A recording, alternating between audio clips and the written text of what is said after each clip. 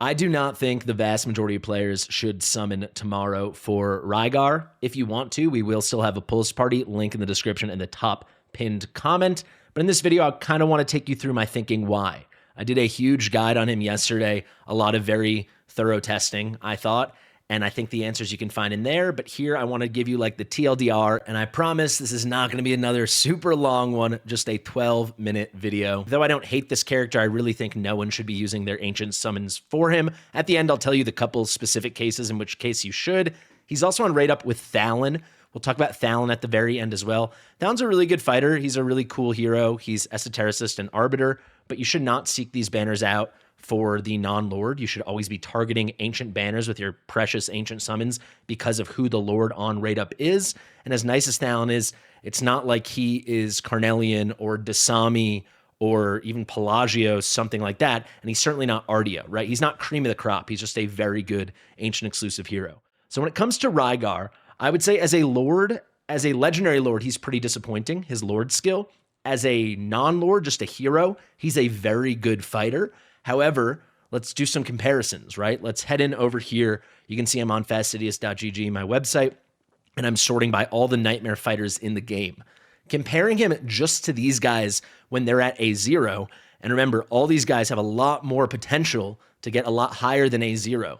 You know, the non-limited ones, we have limited ones here like Sun Wukong, Lust, and Kagiri, but the non-limited ones like Arrogance and Twyla, Valeria, you can easily get them awakened by pulling more copies. It will happen over time. Don't worry. Volca, you can fully awaken for free with the Volca stones they give you.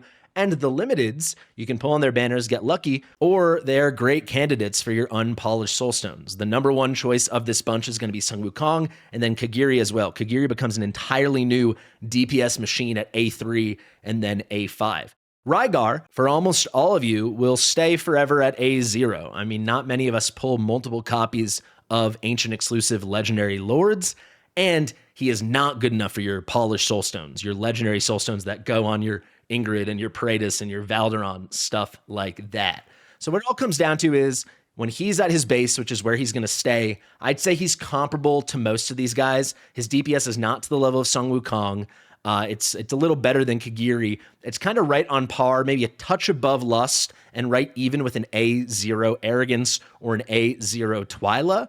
I don't think that makes him a good enough fighter to justify the weak Lord skill and the fact that these guys are all going to get better over time. They're much easier to develop, get awakenings for, invest in. Many of these guys have exclusive artifacts that take them up a whole other notch. Actually, from Valeria down here to Arrogance, only Twyla doesn't have an exclusive artifact right now, and I would think she'll get one eventually. So there's a lot of ways to level these guys up, and they're really going to start exceeding what Rygar is capable of, whereas he's going to kind of stay here and just be a very good fighter. Outside of just DPS as a hero, not as a lord, Rygar also has stun capability and defense reduction, but these are super RNG dependent. Even when he's ulting and he's always doing double hitters, giving the chance for stun and defense reduction on every hit, and the chance is doubled. From my testing, you can watch the guide. It is still really inconsistent. And remember, all other functionality besides this and the DPS, there's a little damage dodge over here, but it really is just the Lord skill, which is tied to his deploy and him ulting. That is inconsistent uptime for something that's not that good. I do not like it. So to justify wanting him and seeking him out, I'm not saying he's a bad hero or even a bad lord. Like I said, if you happen to get him off banner, you know, that's fine. He'll help your team potentially in a lot of ways, depending on when you get him, how deep into your game progression.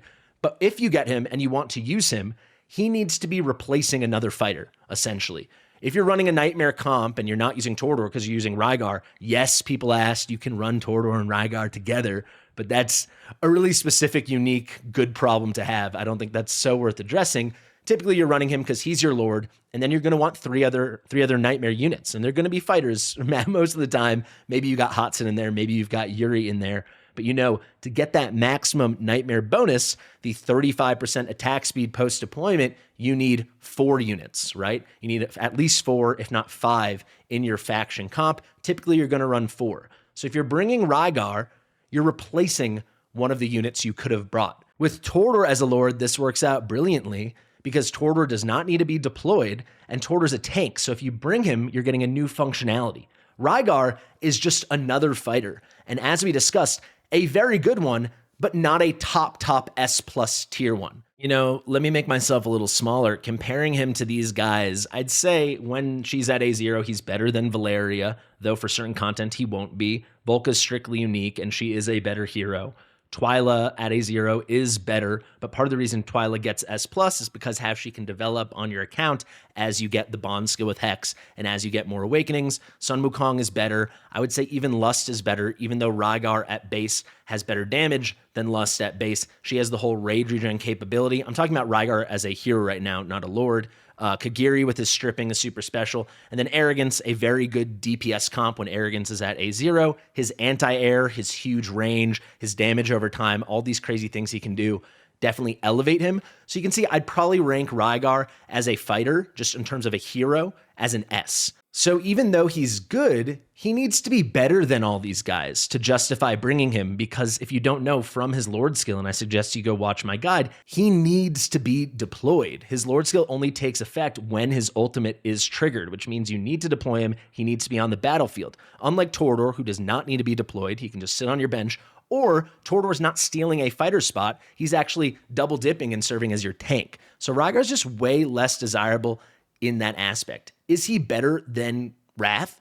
Duh, he is, right? But I don't think it's dramatic enough to seek him out and use your super valuable ancient summoning shards. I mean, the most exclusive summoning pulling currency we have in this game. So let's do a quick comparison to another ancient exclusive lord, and that is going to be from a different faction. That's going to be Soul Cadence. Soul Cadence is so strong, it is stupid. He is so powerful as a hero that it justifies the fact that he needs to be on the field to take advantage of his Lord skill. He needs to cast Hellbreak Loose. That is going to be his ultimate. So again, he has this contingency. You need to want to bring him into battle and to use him and to use his ult to get the cool stuff. But holy crap, the cool stuff is insane. So you're never questioning, oh, is it worth bringing Soul Cadence because then I have to use him? It's, oh my God, hell yeah, I get to bring Soul Cadence and I can't wait to use him. If we quickly turn this off and cycle by Infernal Blast, you'll see Soul Cadence is an S plus lord. For just a hero, he's as good as a single target mage can possibly be in this game, and he stacks up to all of these guys. In a lot of content, he's the single best unit in this faction. So as an ancient exclusive lord, you're so happy to go out and get him and then bring him into battle and put him on the field because he's just going to mop everything up. That is not Rygar. Rygar's kind of a liability to bring. Like I said, you only get so many nightmare units that you're going to bring into the battle, right? So if you have a nice full developed roster, which you all should aspire to eventually, to bring Rygar is maybe to not bring Hotsit, or to not bring Arrogance, or to not bring Kagiri, or Lust, or Sun Wukong, or Twyla, or Volka, so on and so on and so on, right? Whereas with Torador, he's not taking that fighter spot that every freaking other nightmare unit basically is taking aside from Hotsit and Yuri, right? It's just the fighter faction, and Rygar's just another fighter. And when push comes to shove, he is not as good as the other ones once they're developed and you really invest in them. Unlike Soul Cadence, who is always just goated from the get, and if you're running Infernal, he is a must-have, must-use, must-deploy unit. To take advantage of Rygar's Lord skill, he must be deployed, but he is not a must-deploy unit because you don't want to do it, right? That's a tough trade-off. So to recap, I don't think Rygar is terrible, but he is not the kind of unit you seek out and you try to go summon. He's someone you happen into when you pull him off banner. The same thing goes for Thallen. Thallen obviously is not a lord. He's just a normal, ancient exclusive, legendary, non-lord fighter. And you can see he's good. He's an S-tier hero.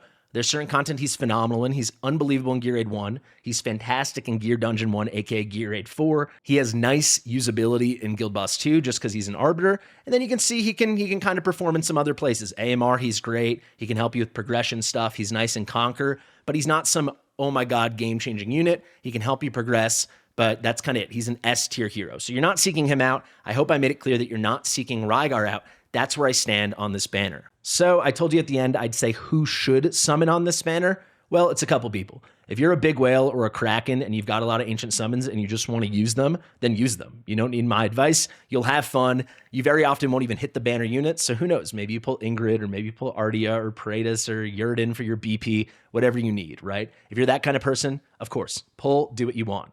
Similarly, if you're in your first 2 or 3 months, I don't think you can pick and choose too often on these ancient banners. Yes, you could try to wait for Praetus or Ingrid or Yovar or Valderon, whatever, Cyrus, set yourself up for success. But in general, you probably still need a lot of epic lords. You don't even have lords of some factions. If it's your first 2 or 3 months, I think you should just pull on every ancient banner and just try to populate your account with some of those ancient exclusive heroes and especially epic lords you might need. You know, getting an Elysia early on or getting a Raiden because you didn't have an Esotericist lord, that's kind of huge. Aside from that, I don't think anyone should pull. You notice I didn't say if you don't have Torador and you only have Wrath, you should pull, because I don't think that's the case. I think Rygar is markedly worse than Torador. I think Torador will come up on rate up within the next 2 or 3 months. If you're deeper in the game and you can pick and choose your banners, he is not a big enough upgrade over Wrath, in my opinion, that it's going to justify using your ancient summons for him. Remember, once you're deeper in the game and you can pick and choose banners, your ancient summons are reserved for the total crazy gambles to get the game changers. Ingrid, Valderon, Praetus, and so on. This guy here is not even close to that. I promise. You'll be great. You'll be fine with just your 3 best fighters you already have in Wrath. It's not going to be that market an upgrade for a lot of content. That is my personal opinion. Like I said, if you luck into him, if you pull him off a banner, you don't have to feel bad at all. Not at all. However, you should not be using your ancient summons on this banner when, if you hit a legendary lord, you have a 35 or 40% chance to get him. That sucks. You want to get that 35 or 40% chance towards an Ingrid, something like that. So it's a hard pass for 98% of you. I hope I was clear. Thank you for watching. Should you summon? Almost certainly no. If you want to, we are going to have a pulse party tomorrow anyway because people expressed interest. Link in the description and the top pinned comment. Thank you for watching. Share it with your mother. I'll see you soon. Bye.